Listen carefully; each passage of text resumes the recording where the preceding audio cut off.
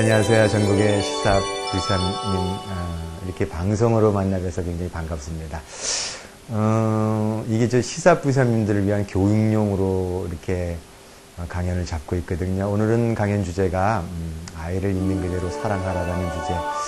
어떻게 보면은 그 푸르미교육법의 가장 핵심적인 내용들이 녹아있는 거거든요. 근데 좀 추상성이 좀 가미될 수도 있고, 그 다음에 이거 좀 뜬구름 잡는 얘기가 아닌가, 뭐 이런 강연이 될 수도 있지만, 하지만 이게 어떤 이전까지 모든 푸르미교육법의 교육의 원리에 관한 부분들이기 때문에 이 기준에 비춰보면, 이게 어떤 행동을 할 때 아주 소소한 문제도 이게 옳은가 그른가에 관한 부분들, 이런 부분들에 아마 도움이 될 거고요.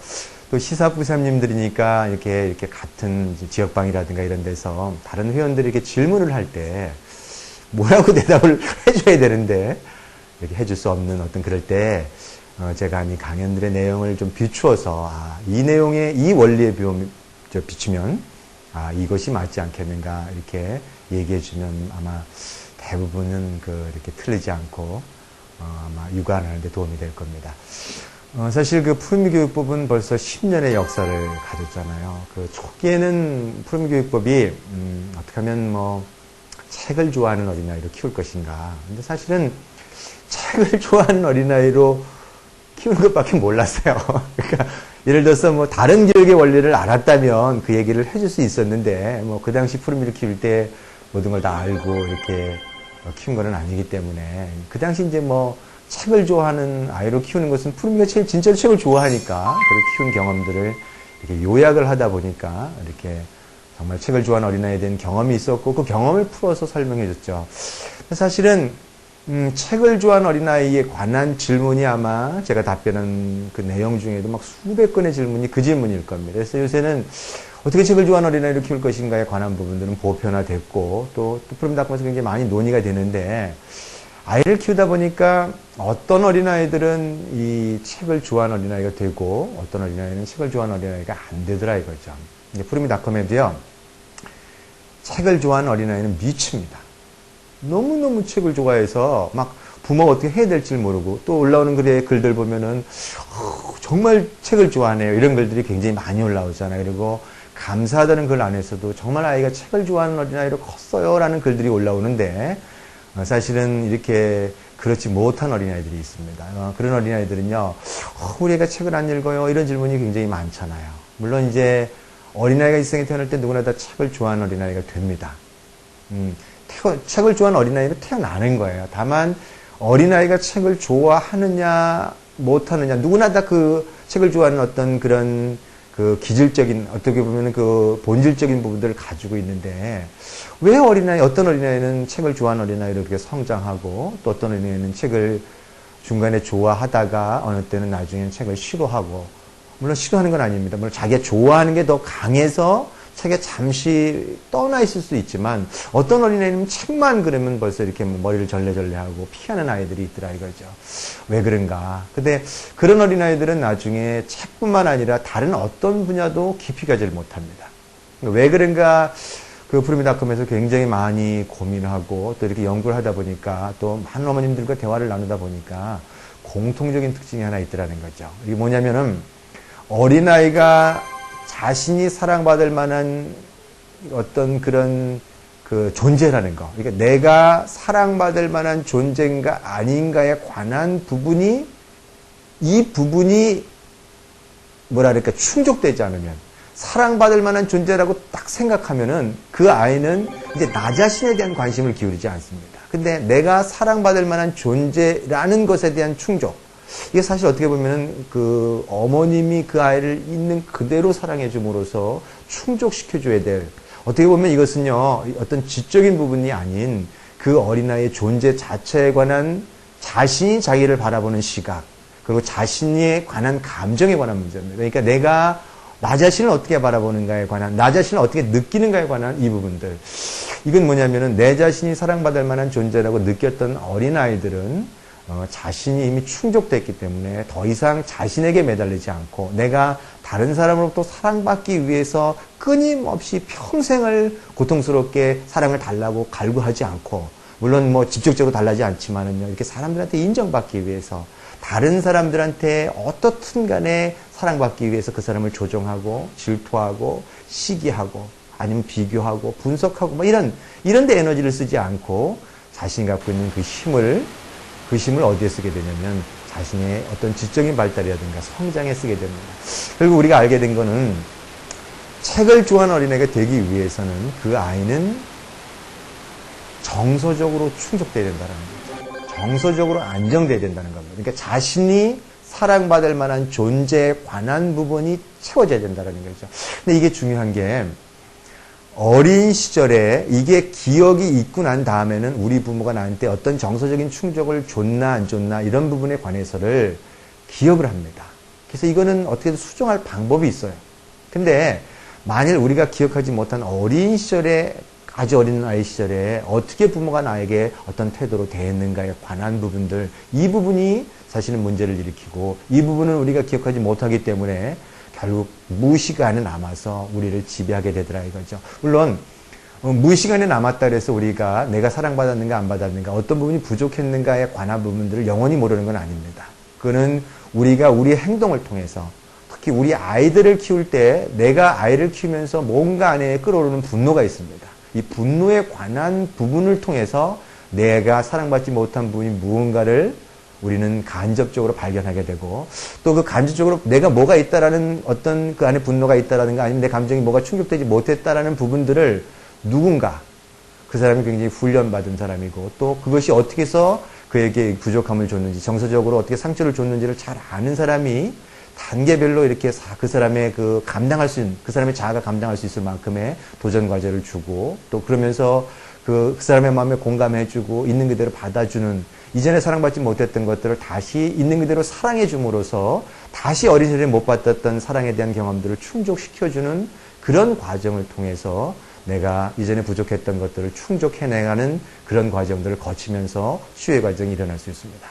그런데 사실은 일반적으로 이런 내가 사랑받지 못했다라는 것들을 우리 무의식에 있는 이런 것들을 찾아내기는 그렇게 쉽지는 않더라는 거죠. 왜냐하면 이거는 우리 무의식 안에 깊이 잠재 있고, 그 다음에 내가 내 의식 안에서 이것을 스스로 찾아내기에는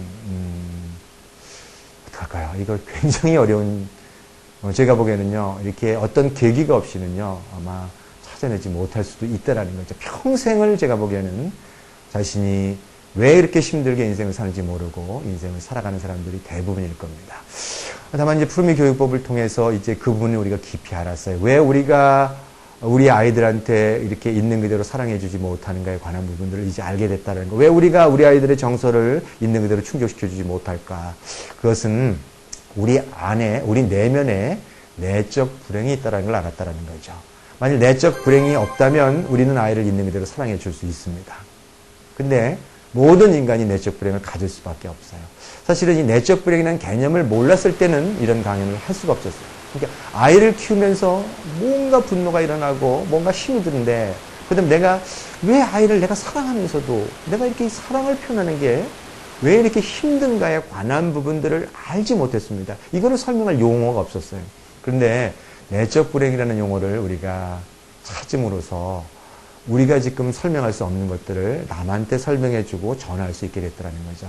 사실 내적 불행이라는 거는요, 그렇게 거창한 개념은 아닙니다. 그러니까 내적 불행은 뭐냐면 아이들의 건강성에서부터 출발을 해요. 어린아이들은 어떻게 생각하냐면 이 세상에 태어날 때 부모는 나를 위해서, 그리고 부모가 하는 행동과 말과 부모의 모든 눈빛은 다 나를 위해서 해줬다. 생각해 보세요. 부모가 자식을 위해서 뭔가를, 사실 어떤 면에서 부모가 자식을 위해서 하는 거죠. 그것이 내적 불행인지 아닌지도 모르면서 하게 되지만 다 모든 게 다 아이에게 좋은 걸 주고 싶고 내 아이를 훌륭하게 키우고 싶은 그 부모의 마음은 다 공통이란 말이죠. 아이는 이미 부모가 하는 모든 행동, 말, 그 눈빛, 그 모든 것이 다 자신을 위해서 해줬다라고 생각한다라 이거죠. 그렇게 태어난 건강함을 가지고 있습니다. 이 건강함이 굉장한 건강함입니다. 웬만큼 어린아이를 야단치고 어린아이를 매를 들었다 해서 이 건강함이 훼손되지는 않아요. 자, 그런데 어린아이를 키울 때 어린아이를 키우면서 내 안에 맹점이 있습니다.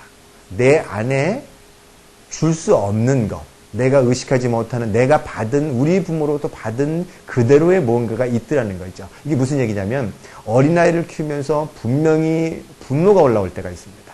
내가 받은 그대로의 분노가 올라올 때가 있다는 거죠. 어린아이들, 내적 불행이라는 것은 부모가 하는 모든 행동과 말과 그 눈빛이 나를 위해서 해줬다라고 생각하는데, 부모가 아이를 키우면서 화가 나더라는 거죠. 예를 들어서 어린아이가 울면은 못 견디는 부모가 있습니다. 이거는 무슨 얘기냐면 내가 어린 시절에 내가 울었습니다. 뭐냐면 운다라는 것은, 어린아이가 운다라는 것은 분명히 욕구가 있음을 의미하는 거예요. 어린아이들은 절대 부모를 골리기 위해서 울지 않습니다. 뭔가 자신의 필요, 부모가 자신의 필요를 충족시켜준다라는 것에 대한 믿음이 있고 뭔가 필요하기 때문에 울었는데, 내가 운 욕구에 관한 부분에 부모가 화답을 해주지 않고 부모가 반응해주지 않고 부모가 우는 것을 못 견뎌서 화를 냈습니다. 그래서 우리한테 뭘 요구했냐면 뚝!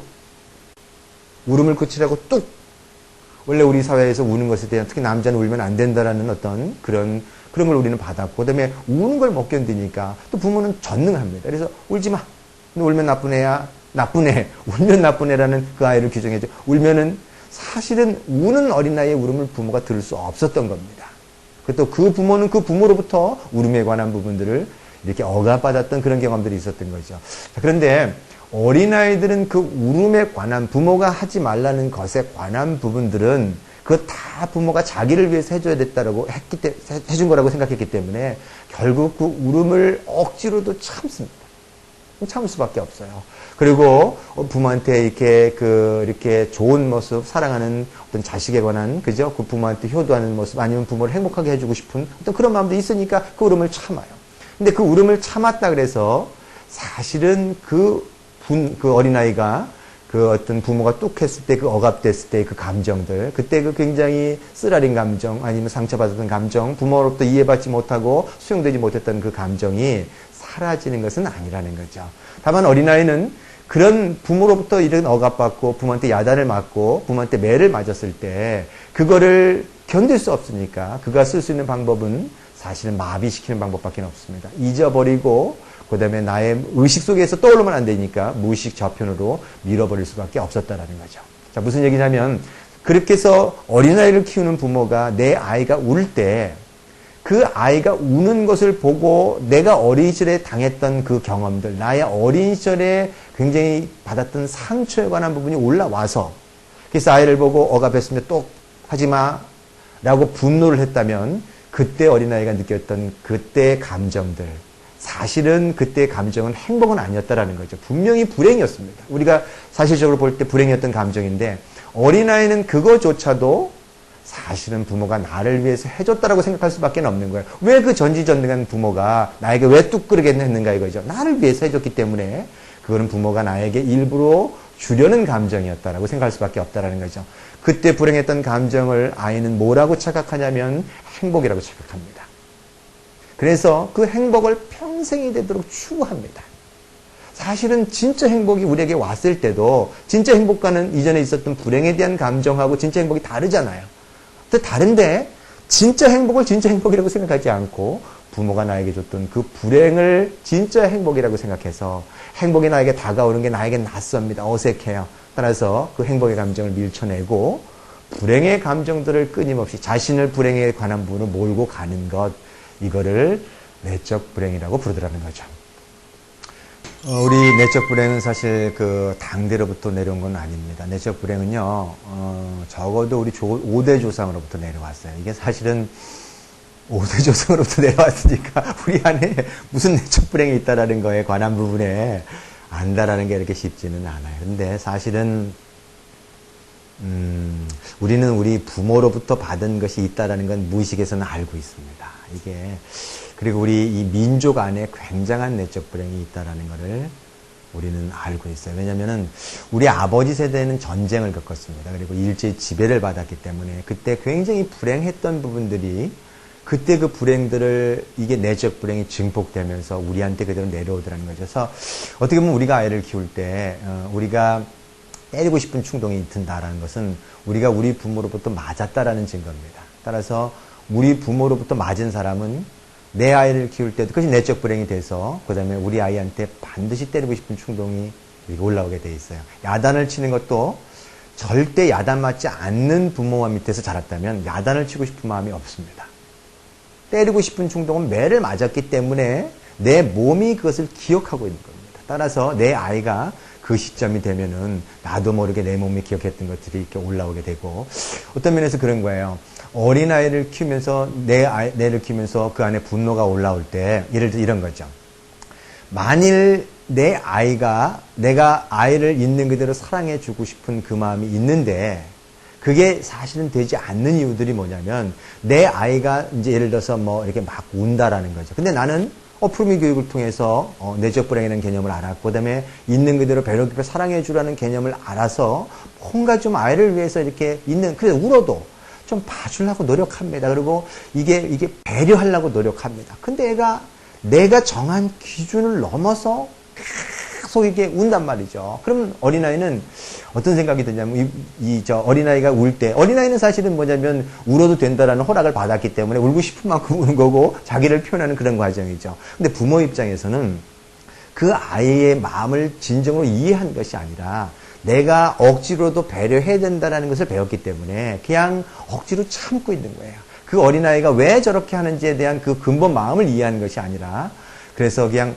그 어린아이를 애가 이렇게 울 때 그냥 막 이렇게 올라오는 것들을 참아가면서 내가 부모니까 참아야지, 머리로 참아야지 이러고 있더란 말이죠. 자, 그런데 부모의 마음속에는 뭐가 작동하기 시작하냐면 부모의 어린 시절에 받았던 그 상처들, 얘가 울음을 통해서 내가 어린 시절에 이 3살 때 애가 울면 내가 3살 때 받았던 상처가 무의식에서 아이의 울음이 내 무의식을 끊임없이 불러일으킵니다. 근데 그거를 억제하려고 그럴 때 굉장히 몸이 안 피곤하거든가 아니면 주의 집중력이 강할 때는 어떻게든지 억제하는데 뭔가 좀 피곤하고 뭐가 문제가 들어가면 내 주의가 딱 분산되는 순간에 무의식이 탁 의식으로 탁 치고 올라오면서 굉장히 분노가 확 치고 올 수밖에 없는 거죠. 그리고 부모의 마음속에는 무슨 생각이 드냐면 부모의 마음, 어른의 마음이 아닌 부모의 내면의 악의가 문제를 일으킵니다. 뭐냐면 나는 어릴 때 부모가 뚝 그러면 난 뚝 붙였단 말이죠. 난 착한 아이로 살아왔는데 나는 요마침밖에 사랑을 받지 않았는데 아이가 계속 울면은 너는 내가 받은 사랑을 넘어가는 사랑을 왜 자꾸만 나한테 요구하니? 나는 그런 사랑 받은 게 없는데 내가 너한테 사랑을 주려는 것도 힘이 들어 죽겠는데 왜 내가 견딜 수 있는 범위를 넘어가는 사랑을 요구하니? 라는 그 어린아이가 내면에 질투를 일으켜서 나도 모르게 그 아이가 그때 그 어린아이 욕구가 억압됐을 때 있었던 그 분노들 있죠. 그 분노가 순식간에 끌어오르게 되어 있습니다. 이건 감정이기 때문에 이성이 통제하기 이전에 먼저 탁 올라와 버리면서 주먹이 탁 나가고, 그죠? 매가 탁 들어가게 되는 거죠. 나중에 매를 들고 나서 후회가 됩니다. 왜냐하면 내가 왜 그런 행동을 했는가? 그러나 그것은 지배의 영역이 다릅니다. 그것은 이성의 영역이 아닌 감성의 영역에 지배당했기 때문에 내가 그를 통제할 수 없는 나의 통제 한계를 넘어가 버렸기 때문에 어쩔 수 없이 그럴 수밖에 없더라는 거죠. 자, 그렇다고 그래 어린아이를 때렸다 그래서 그 후회만 하고 살 수는 없다라는 거죠. 자, 내적 불행에 관한 부분들, 그 다음에 그 내적 불행을 치유할 수 있는 방법에 관한 부분들은 이제 앞으로 내적 불행이 뭔가에 대한 강연을 통해서 다음 강연을 통해서 이렇게 계속 깊이 들어갈 수 있는 어떤 시간들을 갖고요. 지금 그 푸르미닷컴이 내적 불행을 강조하는 이유들은 그 내적 행복을 찾고 우리 아이들을 행복하게 키우기 위해서 그렇습니다. 그러기 위해서는 아이들을 어떻게 키워야 되냐면 사실은 있는 그대로 사랑해줘야 됩니다. 어린아이들을 정말 여태금 교육을 하면서 어린아이를 정말 잘 키우는 방법을 나에게 물어본다면 아무리 생각해봐도 어린아이를 있는 그대로 사랑해 주는 것 외에는 어린아이를 행복하게 키울 수 있는 방법이 없더라는 거죠. 사실 어린아이들은요, 태어날 때 굉장히 위대한 힘을 갖고 태어납니다. 어린아이들이 너무너무 위대한 힘을 갖고 태어났다는 것은 그거는 우리가 어린아이를 키우는 부모라면 다 느끼더라 이거죠. 되게 부모들은요, 이게 어린아이가 말썽을 피우는 걸 가만히 지켜봐 보세요. 어린아이들이 얼마나 위대한 힘을 가졌는지 금방 느낄 수 있습니다. 왜냐하면 어린아이는 예를 들어서 냉장고를 한번 털면은 하루 종일 텁니다. 신발장 하나를 털어도요, 어린아이는요, 그걸로 끝나지 않아요. 하루 종일 그걸 갖고 놉니다. 그 나중에 그 부모가 지켜보다가 지치는 건 부모가 지치지 어린아이가 지치지 않습니다. 이게 어린아이가 너무너무 위대한 힘을 갖고 태어났다는 것은 그 어린아이가 하는 행동을 보면 금상할 수 있어요. 어린아이들은요, 어떤 면에서는 이렇게요, 그 호기심을 한번 봐보세요. 우리는 그 호기심을 잃어버렸지만 어린아이는 궁금하면 그대로 들어가서 만져보고, 그죠? 그 다음에 입에 이렇게 대보고, 그 다음에 그게 뭔가 물어보고, 하루 종일 꼼지락거리면서 그걸 찾아갑니다. 그리고 뭔가 스스로 만들어내요. 형식이 없습니다. 피카소가 그런 얘기를 했어요. 자기가 어린이처럼 그림을 그리는데 굉장히 많은 세월을 바쳤다고. 어린이처럼 그리는 그 순진무구한 그 원래 어떤 형식이 있지 않고, 그 어린아이가 원래 그 갖고 있는 어떤 그런 것의 어떤 이 편견이라는 게 제한받지 않고 원래 그 갖고 있는 그런 힘들, 그런 식으로 그림을 그리는데 오랫동안 그 세월을 바쳤다고 얘기할 정도로, 이게 우리가 어린아이가 위대하다는 것은 금상 알 수 있는 게 어떻게 알 수 있냐면, 아이는 그 나라 언어를 3살만 되면 배웁니다. 어린아이가 3살 되면서 그 나라 말을 사용한다는 것 자체는 너무너무 위대한 능력을 갖지 않고는 절대 말을 사용할 수 없습니다. 이게 우리는 그냥 편안하게 생각해요. 벌써 15개월, 20개월 되면 엄마 아빠 소리 하니까 당연히 엄마 아빠 그렇게 남이 하니까 하는가 생각하죠. 근데 한번 생각해 보세요. 36개월도 됐는데 엄마 아빠를 못하는 사람들은요, 그런 얘기를 안 하는 어린아이를 둔 부모들은요, 어린아이가 말을 엄마 아빠 한다는 게 얼마나 희열과 기쁨이 그거는요, 부모로서 그런 어린아이를 키운, 그런 부모를 키운 어머님이 안 되고 아버님이 안 되면은요, 그건 못 느낍니다. 보세요. 우리가 말을 한다라는 것은 우리가 그 어린아이가 말을 일부러 가르치는 적은 없습니다. 그냥 일상생활 속에서 우리가 대화를 나누고, 그냥 떠들고, 우리 하고 싶은 얘기 했는데, 아이는 거기서 배워서 엄마 아빠를 얘기하고, 오늘 보면 문장을 얘기하고, 또 자기 의견을 표현하더라 이거죠. 보세요. 우리가 예를 들어서 미국에 가서 3년 동안 살았다 그래서 우리가 영어를 아이들이 우리말을 구사하는 것처럼 구사할 수는 없습니다. 우리가 그 억양, 그 리듬, 발음, 그 액센트를 우리가 대화 나눌 정도로 그렇게 갈 수는 없다. 그건 불가능합니다. 근데 왜 어떤 어린아이든 그 나라 말을 정상적으로 잘하면 그 말을 사용할 수 있을까요? 그것은 그 어린아이가 태어날 때 그가 인간이기 때문에 갖고 있는 우리가 아주 위대한 힘을 가지고 태어났음을 그거는 증명하고 있다는 거죠. 이거는 우리는요, 부정할 수는 없습니다. 아이가 너무도 위대하다라는 능력, 위대한 힘을 갖고 태어나고 위대하다라는 것 자체는 그럼 아이를 키우는 부모는 다 느끼더라 이거죠. 우리는 이거를 뭐라고 부르냐면은 전문 용어로 원더풀 아이라고 부릅니다. 원더풀 아이, 놀랄만한 아이가 있다. 사실 저는요, 종교를 가진 사람은 이거는 하나님이 우리에게 불어넣어준 거라고 얘기해도 상관없고요. 그 다음에 이 원더풀 아이의 특징을 보면은요, 이 원더풀 아이는요, 제가 보기에는 생명과 에너지입니다. 그리고 활기. 원더풀 아이의 특징은요, 호기심, 그 다음에 집중력, 그 다음에 너무너무 이렇게 에너지 넘치고, 그 다음에 이 어린아이들은 아름다워. 이 원더풀 아이의 특징들. 아이를 키우면서 너무너무 애들이 보면서 이 마음속에서 어떻게 저렇게 천사처럼 이렇게 느끼잖아요. 그죠? 그리고 아이를 보면서, 그 얼굴을 보면서 그 행복한, 그 안에는 그늘이 없습니다. 그 안에는 우울이 없어요. 그 안에는 강박이 없습니다. 원래 그 자체의 위대한 힘, 이 원더풀 아이를 갖고 태어나는 것은 우리는 누구나 다 알아요. 다만 이 원더풀 아이가 왜 사라지느냐의 문제죠. 이 원더풀 아이를 그대로 이끌어 줄 수 있으면 그 어린아이는 굉장한 위대한 힘을 발현하면서 성장하는데, 왜 어릴 때 그렇게 위대한 힘을 갖고 태어난 어린아이가 나중에 스스로 이렇게 우울증에 걸려서, 아니면 스스로 강박에 의해서 스스로 목숨을 끊고 또 이렇게 삶을 그렇게 행복하게 살아가지 못하는가.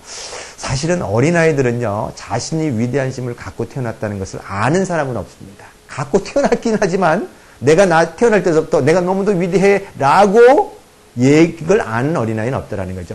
어린아이가 위대하다는 것은 그 어린아이가 위대함을 비춰줘야 됩니다. 예를 들어서 우리가 우리 얼굴을 봐야 되는데, 우리는 거울이 없으면 우리는 우리 얼굴을 볼 수 없습니다. 어떻게 생긴지 모르잖아요. 그런데 그대로 비춰주는 거울이 있어야 되는데, 그 거울을 뭐라고 저는 표현하냐면, 이거를 부모의 배려 깊은 사랑, 전혀 조건이 걸리지 않는 아이를 있는 모습 그대로 비춰주는 그 거울, 이걸 우리는 배려 깊은 사랑이라고 그러고 이걸 제가 아이를 있는 그대로 사랑하라는 말이 그 말입니다. 아이에 관한 위대한 심을 그대로 반사해주고 비춰주면 아이는 당연히 자신이 위대하다는 것에 대한 반사가 되어 와서 내가 너무도 위대하구나 라는 걸 알게 되고 자신을 너무도 고귀하게 생각하고 자신을 너무도 사랑하게 되더라는 거죠. 사랑하고 굉장히 높은 자존감을 갖게 됩니다. 따라서 그 어린아이는 그 위대한 심을 발현하게 되어 있습니다. 이 발현에 관한 원리는 이 힘이 발현되는 원리는 아주 간단해요. 이거는요 학습에 의해서 발현되는 건 아닙니다. 이 발현의 원리는 아주 명쾌해 놀이와 재미입니다. 놀이와 재미밖에는 이걸 발현시킬 수 있는 방법이 없습니다. 그래서 어린아이를 보면은 어린아이는 배우고자 하는 게 아닙니다. 그냥 재밌어서 그걸 하게 되고 재미있다 보니까 몰입하게 되고 그 안에 모든 걸 흡수하게 되고 그 다음에 그 놀이입니다. 어린아이가 배운다는 것은 이렇게 무슨 틀이 정해서 배운 게 아니라 손 뛰놀다 보면은 그 안에서 이렇게 배우게 되는 그 과정 놀이와 재미를 통해서 그 어린아이는 자신의 힘을 발현하게 되고 이 위대한 힘을 그대로 발현하도록 환경을 만들어준 그런 가정에서 성장한 어린아이들을 우리는 영재라고 부른다라 이거죠. 우리는 영재에 대한 굉장히 거부감이 있습니다. 왜냐하면 영재는 까탈스럽지 않느냐, 영재는 공부 잘하는 어린아이, 아니면 영재는 사회성이 없는 어린아이 이렇게 판단을 내리는데 저는 그렇게 생각하지 않아요. 영재는 원래 갖고 있는 그 위대한 힘이 덜 억압되고 덜 훼손되고 있는 그대로 발현할 수 있는 그 환경 속에서 그건 부모가 그만큼 성장했고 부모가 그만큼 깨달아서 부모가 아이를 있는 그대로 사랑해주기 위해 노력했던 그런 가정에서 자란 어린아이를 영재라고 표현하더라는 거죠. 영재는 원더풀 아이가 그대로 발현된 아이입니다. 따라서 그 어린아이들의 정서는 너무너무 아름답습니다. 그들의 정서는 너무도 풍요롭고 그의 지성은 어디까지 갈 줄 모릅니다. 이걸 저는 무한계 인간이라고 표현한 거예요. 무한계 인간이라니까 사람들은요 지성이 굉장히 뛰어난 사람이라고 생각하지만 무한계 인간의 개념은 그것이 아닙니다. 자신의 한계를 정하지 않고 지성의 한계를 정하지 않고 너무너무 안정된 정서 위에 너무너무 사람을 사랑하고 너무너무 나를 사랑하고 그리고 어디에 어떤 편견에 걸리지 않고 원래 그 위대한 힘이 그대로 발현되게끔 그렇게 성장한 사람들을 무한계 인간이라고 부르더라 이거죠. 자, 그런데 어린아이들에게 부모가 있는 그대로 사랑해 줘야 되는데 우리는 우리의 내적 불행으로 인해서 아이를 있는 그대로 사랑해 줄 수가 없습니다. 우리는 반드시 사랑의 조건을 걸게 되어 있습니다. 이 사랑의 조건을 건다라는 거, 사람들은 사랑의 조건을 안 건다라고 얘기합니다. 푸르미다컴의 고수들도요, 나는 사랑의 조건을 걸어본 적이 없어 이래요. 나는 있는 그대로 다 배려해 줬어요 라고 얘기하는데 말은 배려할 수 있습니다. 문의로 배려할 수 있습니다. 하지만 어린아이들은 말과 행동보다도 뭐에서 느끼냐면은 엄마의 눈빛에서 느낍니다. 어린아이들을요, 정보를 받아들일 때 절대 어린아이들은요, 이게 그 부모가 말하고 행동하는 거하고 그의 눈빛에, 엄마가 말하는 눈빛에 관한 부분이 틀렸다 그러면 과연 얻은 것을 쫓아가는 것인가? 사실은 우리가 말로서 전하는 내용은 정보의 7%밖에 되지 않습니다. 정보의 93%는 엄마의 눈빛, 그리고 말을 할 때도 그 톤이 있잖아요, 억양. 이게 예를 들면 괜찮아 라고 얘기할 때 정말 괜찮아 이렇게 얘기하는 거하고 속으로는 안 괜찮으면서 그래 괜찮아 뭐 이렇게 얘기하는 거는 이중의 메시지를 전할 수밖에 없는 거죠. 어린아이들의 입장에서는 분명히 엄마가 전하는 이중의 메시지 안에 그 안에 마음속 안에 깊이 들어가 있는 그 눈빛의 메시지를 먼저 읽게 되어 있습니다. 왜냐하면 어린아이는 태어날 때 부모의 그 메시지, 그 눈빛을 읽지 못하는 어린아이들은 죽음입니다. 어린아이는 다른 동물과 달리 우리 인간이라는 건 생장기간이 길어요. 그래서 부모가 뭔가를 했을 때 전하는 메시지에 관한 부분을 잘못 읽으면 살아날 가능성이 없습니다. 이건 유전적으로 그 눈빛을 읽도록 태어날 수밖에 없더라는 거죠. 너무도 섬세하고 너무도 예민하게 부모의 눈빛을 읽을 수밖에 없더라는 거죠. 부모가 조건을 안 건다 그러지만 눈빛 안에는 조건이 겁니다.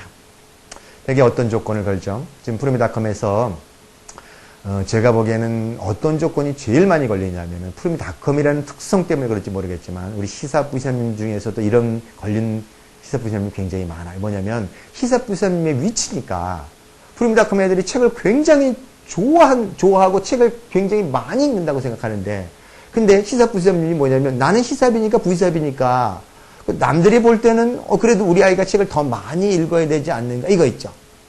이 부분에 걸릴 수 있습니다. 이게 이래요. 어린아이를 키우면서 나는 너한테 모든 사랑을 다 줬어. 어린아이를 키우는 게 사실 쉽지는 않습니다. 어린아이를 키운다는 게 너무너무 힘들어요. 어린아이를 키우는 사람들은 정말 너무너무 힘들다는 걸 몸으로 느낀단 말이죠. 보세요. 밥을 먹을 때도 그냥 밥을 먹을 수가 없습니다.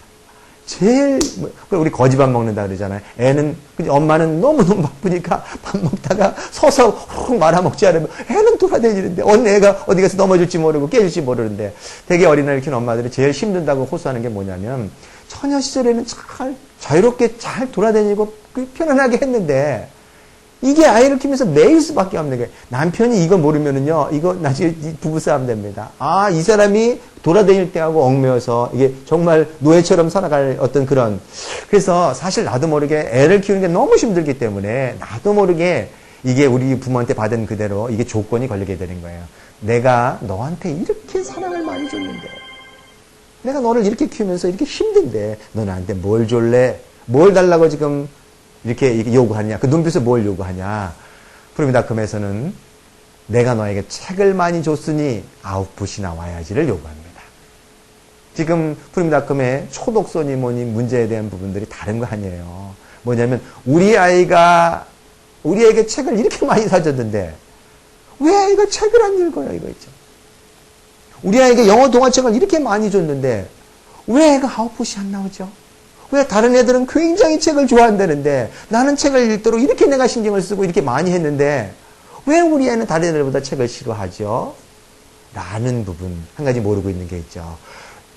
어린아이가 책을 적게 줘도 어린아이를 있는 그대로 사랑해줬다면 책을 내가 좋아하라 해서 책을 읽고 아웃풋을 요구하지 않고 그래 네가 좋아하면 좋아하는 거고 네가 싫어하면 싫어하는 거지 있는 그대로 사랑해준 어린아이들은 책이 부담이 되지 않습니다. 책을 잘 읽어야 될 필요도 없고 그냥 좋아서 재밌어서 읽다 보면 책을 좋아하는 어린아이가 크는 거죠. 하지만 엄마가 왜 결과가 안 나오는가라는 그것을 끊임없이 요구하면 어린아이는 어떻게 생각하냐면 내가 책을 읽지 않으면 혹시 우리 부모가 나를 사랑하지 않지 않을까? 어린아이들은요, 이게 조건이 걸릴 때, 예를 들어서 책뿐만 아니라 대개 우리가 거는 조건은 어떤 조건을 거냐면 제가 보기엔 말 잘 들어를 겁니다. 착한 아이가 돼야지 이런 거 있죠. 착한 아이가 되라고 요구합니다. 착해. 그죠? 뭐 행동 잘하면 너 착한 아이야. 그죠? 행동으로서 뭐냐면 그 어린아이 전체를 규정해 줘 버려요. 착하다는 말 잘 들어야죠. 그다음에 또 뭘 요구하냐면 학교에 들어가면 공부 잘하를 요구합니다. 공부 성적 좋아야죠. 그죠? 지금 이 나라 교육이 가장 큰 문제가 성적에 걸려 있습니다. 이게 이 성적을 벗어날 수 있는 사람이 그렇게 많지는 않다라고 생각해요. 이거 봐요. 공부를 잘하라는 조건을 걸게 되면 어린아이는 어떻게 생각하냐면 여러 가지 조건들 아마 이게 제가 사례를 들어서 그런 조건이지만 눈빛 안에서 순간순간 항상 조건이 걸리게 돼 있습니다. 그리고 조건이 걸면 만족해요. 그리고 사랑해 줄 수 있고. 근데 내 안에 있는 내 기준과 내 조건 안에가 안 들어오면 그 다음에 어떻습니까? 한숨 쉽니다. 한숨을 쉬는 것들은 당연하다고 생각하지만 이 한숨이 그 어린아이에게는 어떻게 작용하는지에 관한 이해가 없더라는 거죠. 어린아이는요, 부모가 전지전능한 신입니다. 부모는요, 부모가 기침 하나 하는 것이 어린아이가 얼마나 크게 작동하는지 모르죠. 부모가 예를 들어서 얼굴 한번 찡그리는 것이 어린아이에게는 얼마나 그것이 큰 충격으로 다가오는지에 관한 그 섬세하고 예민한 그것이 있다면 얼굴 찡그리는 거 하나, 말하는 거, 그 하나를 조심해야 되는데 사실은 그렇지 않습니다. 우리는 그 안에서 이미 우리를 무디게 했고 우리 안에서 그런 부분들을 이미 방치받은 경험도 있고 억압받은 경험도 있었기 때문에 우리는 그렇게 섬세하게 반응하지 않는다라는 거죠. 자, 보세요.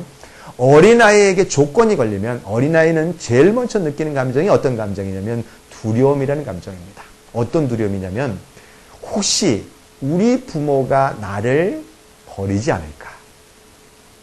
우리 부모가 내가 그런 부모가 원하는 조건에 맞춰서 내가 제대로 크지 않으면 우리 부모가 나를 정말 이렇게 내 자식으로서 있는 그대로 사랑하는 것이 아니라 이렇게 외면하지 않을까. 우리 인간이 갖고 있는 가장 큰 두려움은 죽음에 관한 공포입니다. 그리고 어린아이는 부모가 이렇게 말 한 말 던지는 거. 너 사랑하지 않아? 너 그러면 너 엄마 자식 아니야? 그죠? 너 이렇게 떨어져 있어. 그죠? 이런 말 한마디가 자신에게는 죽음과 같이 느껴질 수 있는 공포를 갖게 된다는 거죠. 결국 이 공포는, 이 두려움은 내가 사랑받을 수 있는 사람이 아니라는 그 두려움은 내가 사랑받을 수 있는 사람이 되기 위해서 뭘 하게 되냐면 나의 원래 원더풀 아이에 관한 내가 원래 원했던 부분, 내가 하고 싶었던 그 힘을 가리게 되고 가면을 쓰게 되더라 이거죠. 어떤 거죠?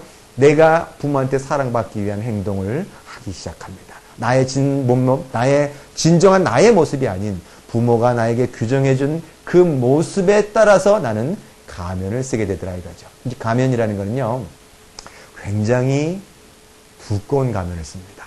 내가 아닌 다른 사람이 돼서 살아야 되더라 이거죠. 근데요, 이 가면을 쓸 때 가면은 한 층이 아니라 여러 층의 가면을 쓰게 되고 이 가면이 너무너무 두꺼워져서 나중에는 자신이 가면을 썼는지조차 모르고 인생을 살게 됩니다. 그런데 이 가면을 유지할 때는 너무너무 많은 에너지가 듭니다.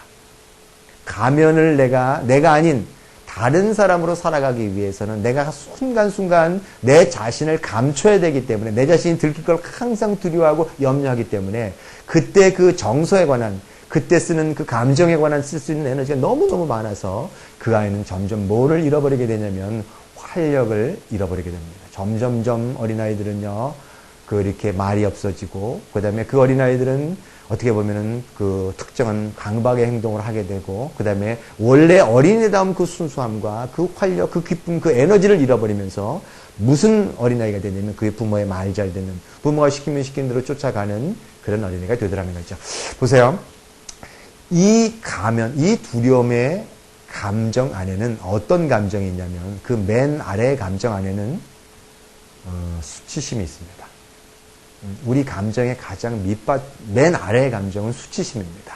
이게 다른 감정이 아니라 수치심에 관한 감정, 내가 나 자신을 부끄러워한다는 거예요. 왜냐하면 내가 내 자신이 아닌 부모가 요구하는 다른 사람이 됐기 때문에 나의 본질, 나의 자존을 훼손하고 나는 나 자신을 속이고 다른 사람이 됐기 때문에 나 자신을 긍정으로 생각할 수가 없습니다. 그리고 나 자신을 속이는 그 과정 속에 나는 내 자신이 굉장히 부끄러운, 내 자신을 내세울 수 없는 그런 사람이 되더라는 거죠.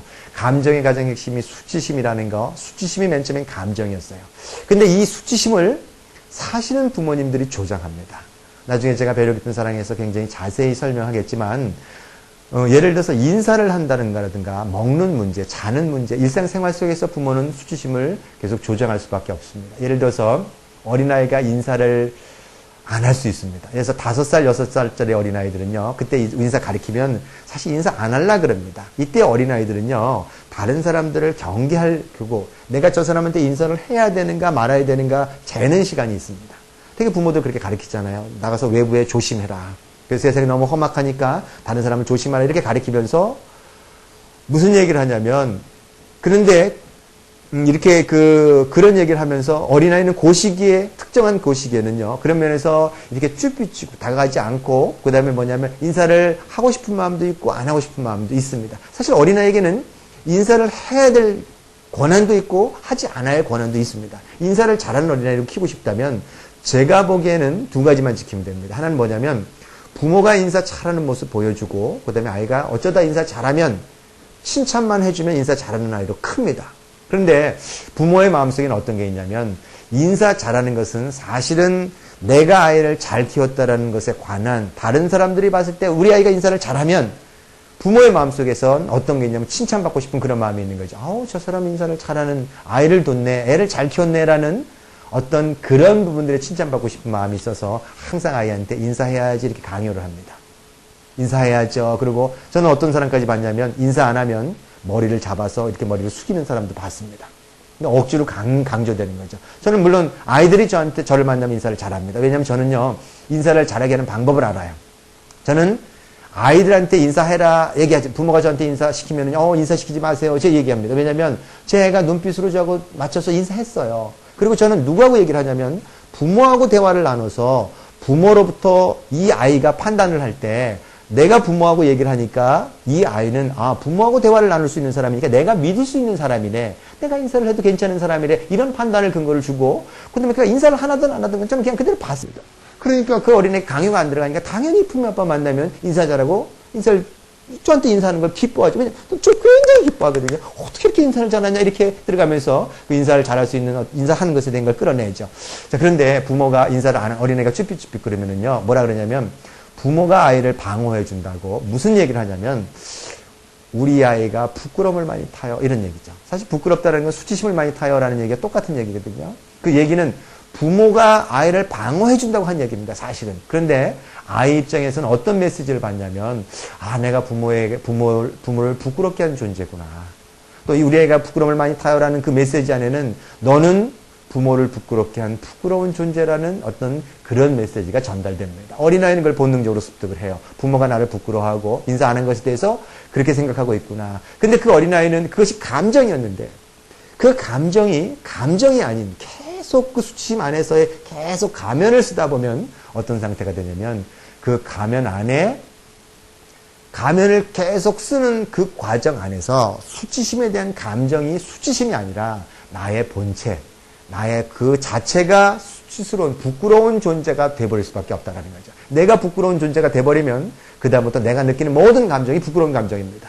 예를 들어서 인사를 안 해서 부끄러움이 나에게 나 자신의 본체가 돼버렸는데 나의 정체성을 가졌는데 이제는 뭐냐면 이 인사 안 하는 문제가 아니라 아이가 느끼는 기쁨, 아이가 느끼는 슬픔, 아이가 느끼는 예를 들어서 여러 가지 감정들 있죠. 두려움, 모든 것 자체가 사실은 뭐냐면 수치스럽게 느낄 수밖에 없는 그 상태가 돼서 그 어린아이는 뭘 선택하냐면 내가 부끄러운 존재이기 때문에 내가 내 자신의 이 수치심을 남한테 들킬 것이 두려워서 결국은 계속 그 어린아이는 자신을 감추고 자신을 스스로 남으로부터 고립시킵니다. 부모가 예를 들어서 착한 아이가 되라 그러면 그래서 부모가 착한 아이에 대한 조건을 걸게 되면 어린아이는 착한 아이가 될 수밖에 없습니다. 왜냐하면 착한 아이가 돼야만 부모가 나를 사랑해 주기 때문에 이 착한 어린아이가 된다라는 얘기는 이런 뜻이에요. 뭐냐면 아이는 자신이 원하는 모든 것을 감추고 내가 뭘 좋아하든 싫어하든 간에 상관없이 부모가 원하는 그 착한 아이의 가면을 쓸 수밖에 없어요. 사실 진짜 착한 아이는 아니에요. 착한 척 하는 아이죠. 근데 생각해 보세요. 내가 뭘 원하는 것에 관한 부분들을 내가 하고 싶었는데 부모가 그를 이게 사랑해주지 않을 거에 대한 위협이 들어가서 내가 나 자신을 감춘다. 그럼 뭘 일으키죠? 내가 나 자신을 감춘 그 순간에 뭐가 쌓이게 되냐면 그 안에는 분노가 쌓이게 되어 있습니다. 착한 척 하는 어린아이 안에는요 반드시 분노가 있어요. 왜냐하면 분노라는 것은 분노의 감정은 어떤 감정이냐면 나중에 감정에 대해서 좀 자세히 얘기하겠지만 분노의 감정은 자신이 무시당하거나 자신의 존재가 이렇게 짓밟혔을 때 그 짓밟히는 것에 대해서 대항하라는 감정입니다. 그러니까 남이 나를 짓밟거나 나의 본체를 예를 들어서 이렇게 사라지게 만들 때 그것에 그냥 그에 따라가지 말고 저항하라는 감정이 분노의 감정입니다. 그래서 분노는 정당한 감정이에요. 분노를 터뜨리는 게 나쁜 게 아닙니다. 물론 그것이 어떤 상황에서 어떻게 격렬하게 가느냐, 어떤 상황에 가지만 우리가 분노하는 그 감정을 우리가 갖고 있다는 것에 대해서 우리 죄책감을 가질 필요가 없습니다. 아주 정당한 감정이기 때문에 내 분노의 감정이 없으면 모든 사람이 나를 다 짓밟는데 나를 짓밟게 놔둘 수는 없죠. 그런데 보세요. 내가 우리 부모의 사랑을 받고 싶은 마음 때문에 내가 나 자신의 정당함, 나 자신의 본체의 것을 억압했다라는 얘기는 결국 뭐냐면 내가 그때 분노가 일어났는데 부모에게 내가 분노를 하면 내가 화를 내면 우리 부모가 나를 사랑해 주지 않을 거야. 이렇게 나를 버릴지도 모른다는 그 두려움이 더 커서 결국 뭐냐면 내가 정당하게 대우받지 못했던 그 분노를 나는 내면에 억제할 수밖에 없다라는 거죠. 결국 자라는 어린아이들은요, 그 안에서 굉장히 마음이 불안합니다. 왜냐면 어떻게 방향성을 갖지 못하는 거예요. 이렇게 착한 어린아이뿐만 내 자신이 없는 어린아이는 다른 사람의 마음에 나를 맞췄기 때문에 결국 뭐냐면 다른 사람의 기분에 따라서 내가 변하기 때문에 내가 어떤 행동을 해야 될지 모릅니다. 따라서 그 어린아이는 항상 마음속에 뭘 갖게 되냐면 불안한 상태를 갖게 돼 있더라는 거죠. 불안한 상태를 가진 어린아이들은 이 불안이라는 건 굉장히 무서운 감정입니다. 왜냐하면 불안에 관한 부분들을 피하고 싶어서 못 견딥니다. 그래서 그 어린아이는 모든 희생을 치르더라도 이 불안한 상태를 벗어나기 위해서 적응할 수밖에 없더라는 거죠. 이 어린아이가 적응할 수 있는 방법은 어떤 방법이냐면 순종하는 방법밖에 없습니다. 그러니까 맨 처음엔 착한 어린아이가 이렇게 사랑받기 위해서 사실 착한 아이가 됐는데 이제는 점점점 더 순종해서 완전히 나를 없애버리는, 그래서 나중에는요 완전히 부모 말에 따라가는, 이게 특히 이렇게 지적으로 뛰어난 사람들 중에서 특히 남자 중에서요, 엄마에 의해서 조종당하는 사람들 많습니다. 나중에 설명할 거예요. 예를 들어서 불안한 그냥 그대로 순종하는. 그러니까 부모한테 순종은, 근데 그 순종이 사실은 사회적인 미덕이 될 수도 있어요. 왜냐하면 효도라는 이름에서 가려질 수 있거든요. 두 번째 어린아이가 선택할 수 있는 방법은 순종하거나 아니면 저항하는 방법입니다. 이렇게 뭐냐면, 이제는 더 이상 정서적으로 못 견디니까 막 이렇게 부모에게 화를 내거나 아니면 이렇게 갈 수 있는 방법. 사실 어린아이가 어린한테 부모한테 화를 내고 어리광을 피우고 그 다음에 이렇게 나 싫어하는 소리는 굉장히 긍정적인 감정입니다. 왜냐하면 부모가 나를 진정으로 사랑한다는 걸 알고 있기 때문에 싫어 소리를 할 수 있는 거예요. 근데 만일 부모의 사랑이 조건이 걸렸을 때는 싫어 소리를 할 수가 없습니다. 왜냐면 싫어 소리 하면은요, 부모가 나를 버릴 수도 있는데 어떻게 싫어 소리를 합니까? 어린아이들 제일 반항기가 온 어린아이들, 그래서 18개월에서 36개월 사이에 싫어하는 어린아이들은 부모에 대한 믿음이 있다는 얘기입니다. 만일 부모가 폭력적이라든가 너무 억압이 강하다면 절대 어린아이는 제일 반항기가 오지를 않아요. 싫어 소리 못합니다.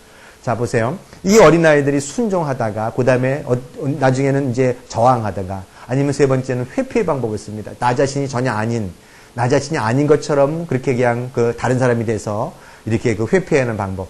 되게 착한 어린아이들이 나중에 문제가 되는 경우에는 이런 어떤 얘기가 나오냐면, 이렇게 주변 사람들이 얘가 너무너무 착하고 말이 없었는데 어떻게 이렇게 애가 나중에 예를 들어 사람을 죽였다든가 아니면 부모를 폭행했다라고 들어오면 대부분에 나오는 소리가 착한 아이였는데, 말 잘 들었는데, 그리고 말이 없었는데, 이 소리가 꼭 나옵니다. 이건 무슨 얘기냐면 그 어린아이는 진정으로 착한 것이 아니라 부모에게 사랑받기 위해서 착한 척을 했기 때문에 그게 너무너무 고통스럽고 너무 안에 분노가 축적되어 있는데, 이 분노가 남한테 들킬까봐 그 분노의 감정을 많이 부모한테 표현하면 그때는 어떻게 하냐면 부모가 나를 버릴지도 모르는 것 때문에 그거조차 내 무시간에 밀어넣어서 내가 안에서 분노조차도 망각한 것처럼 그냥 전혀 분노가 없는 것처럼 그러니 말을 할 수가 없는 겁니다. 왜? 말을 하면 그 분노가 튀어나오고 그것이 드러나기 때문에 말이 없게 되고 자신을 표현하지 못하는 애죠. 다만 이것이 어느 정도 한계를 가서 자아가 나오기 시작하는 청소년기에 왔다 그러면 그때는 어떻게 되냐면요, 이 안에서 순종에 관한 부분에서의 이 어떤 한계를 넘어서 분노의 한계가 내가 통제할 수 없는 한계를 넘어가 버리면 그때는 가차없이 부모에게 폭행을 당하거나 아니면 사람을 죽이거나 그런 행동을 합니다. 이건 나중에 좀 더 이렇게 깊이 들어갈 수 있는 시간들 갖고요. 자, 어떻든 간에 어린 아이들이 조건에 걸린 사랑을 받았을 때 그 어린아이는 자신이 왜곡되면서 그 다음에 자신이 갖고 있는 그 에너지를 자신의 성장에 쓸 수가 없습니다.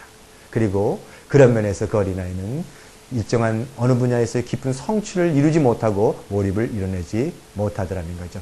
자, 우리가 배려 깊은 사랑을 해줘야 될 이유, 배려 깊은 사랑이라는 것은 사실 여러 가지 정의가 될 수 있지만 배려 깊은 사랑은 그 아이에게 어떤 조건을 걸지 않는 그 사랑입니다. 아이를 있는 그대로의 그 모습을 받아주는 사랑을 배려 깊은 사랑이라고 얘기합니다.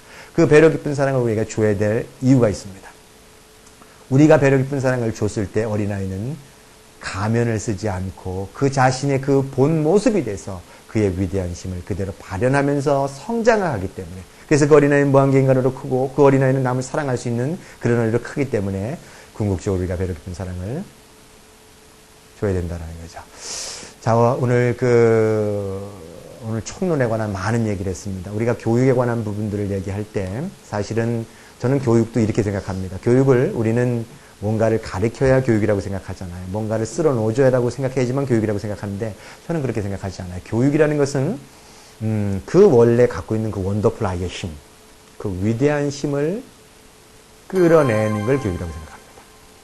원래 갖고 있는 그 위대한 힘, 원래 존재하는 힘을 그대로 발현할 수 있는 그런 환경을 만들어주는 거. 뭔가 우리가 가르쳐서 뭔가를 배우게끔, 그죠? 쓸어 놓아서, 그래서 그것이 아니라, 원래 갖고 있었던 그 위대한 힘만 그대로 발현할 수 있는 기회를 주면, 그때 그 어린아이는 그 힘을 발현하면서 성장하게 되고, 정말 뛰어난 어린아이로 성장할 수밖에 없는데, 우리는 아이를 있는 그대로 사랑해 줄 수 없기 때문에, 결국 어린아이들이 그 힘을 발현하지 못하더라는 거죠. 앞으로의 강연들은요, 지금 오늘 제가 교육에 관한 정의, 그 다음에 교육의 총론에 관한 부분들, 이 부분에 의해서 다른 것들이 연관되어 있습니다. 예를 들어서 공감에 관한 부분들은 사실 어린아이의 위대한 힘을 믿느냐가 공감입니다. 위대한 힘을 믿지 않으면 공감이라는 걸 할 수가 없어요. 그 그 다음에 우리가 배려가 뭔가, 그 다음에 책을 읽는 거, 이 부분들이 오늘 제가 얘기한 있는 그대로 사랑하라는 이 배려 깊은 사랑과 연관이 있기 때문에 오늘은 전체적으로 이 얘기만 하고, 다음부터는 이거를 근거로 해서 어떻게 책을 좋아하는 어린아이로 키울 것인가, 그 다음에 행복한 어린아이 영재로 키우는 방법, 또 배려 깊은 사랑으로 키우는 것, 또 부부의 사랑과 가정에 관한 화합에 관한 문제, 그다음에 내적 행복을 찾는 방법, 그다음에 감정일과 공감대와 그다음에 건강한 아이로 키우는 방법, 이런 부분들을 이렇게 하나하나 강연을 잡아서 진행하려 합니다. 자, 오늘 어떻게 하다 보니까 시간이 굉장히 많이 지났는데 오늘 시사부 선생님들 어떻게 들으셨는지 모르겠어요. 두서없이 얘기한 강연을 한 것 같은데 그래도 핵심적인 부분들은 다 들어가 있고요. 이런 부분들을 좀 더 깊이 파고 들어가면서 서로 의논하고 토론하는 시간 가지시자고, 제가 이 강연을 올리고 난 다음에 시사부사님들이 이 강연을 듣고 그 다음에 궁금한 사항이 있으면 밑글을 좀 달아서 이렇게 질문을 해주시면 저는 그 질문에 관한 부분의 답변을 제가 써서 하나의 이렇게 서로 배우고 서로 이렇게 성장할 수 있는 그런 시간들을 가졌으면 합니다. 시사부사님들 그동안 푸른미 교육 이렇게 전파하고 그 다음에 이렇게 누가 이렇게 뭐 이렇게 주는 것도 없이, 그죠? 이렇게, 그런 가운데서도 이렇게 남들을 사랑하고 또 주고자 했던 노력을 지금 이 강연을 통해 칭찬하고요. 그 다음에 이런 부분들이 좀 더 많이 좀 퍼져서 또 시사부자님들 좀 더 많이 성장해서, 저의 교육 동지로서 함께 이 세상을 좀 바꾸는 어떤 그런 마음 속에서, 그런 마음으로서 오늘 제 강연을 했고요. 그런 간절한 마음들을 전하면서 오늘 강연을 마치겠습니다. 네, 고맙습니다.